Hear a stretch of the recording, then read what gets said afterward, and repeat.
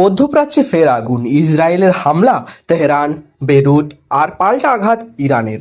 যুদ্ধের পথে এগোচ্ছে পরিস্থিতি। খবর অনুযায়ী ইসরায়েলি বাহিনী তেহরান ও বেরুটে একাধিক হামলা চালিয়েছে। এই হামলার ফলে মধ্যপ্রাচ্যে উত্তেজনার চরমে পৌঁছেছে। বিশেষ করে বেইরুটে বিস্ফোরণের শব্দে আতঙ্ক ছড়িয়ে পড়ে সাধারণ মানুষের মধ্যে। পরিস্থিতি জটিল হয়ে ওঠে। ক্ষেপণাস্ত্র হামলার খবর সামনে আসে। এখানে শেষ নয়, ইরাককে থাকা ইউনাইটেড স্টেট এম্বাসিকেও টার্গেট করা হয়। এই হামলার জবাবে ইরানও পাল্টা আক্রমণ চালিয়েছে বলে জানা যাচ্ছে।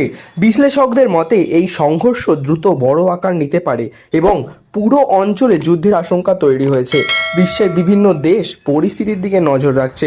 মার্কিন যুক্তরাষ্ট্র সহ একাধিক দেশ শান্তির আহ্বান জানালেও মাঠের পরিস্থিতি এখনও অস্থির। মধ্যপ্রাচ্যের এই সংঘর্ষ কোন দিকে মোড় নেবে সেটাই এখন সবচেয়ে বড় প্রশ্ন। বিশ্বজুড়ে বাড়ছে উদ্বেগ। এরকমের নিত্য নতুন আপডেটের জন্য আমাদের চ্যানেলটি সাবস্ক্রাইব করে আমাদের পাশে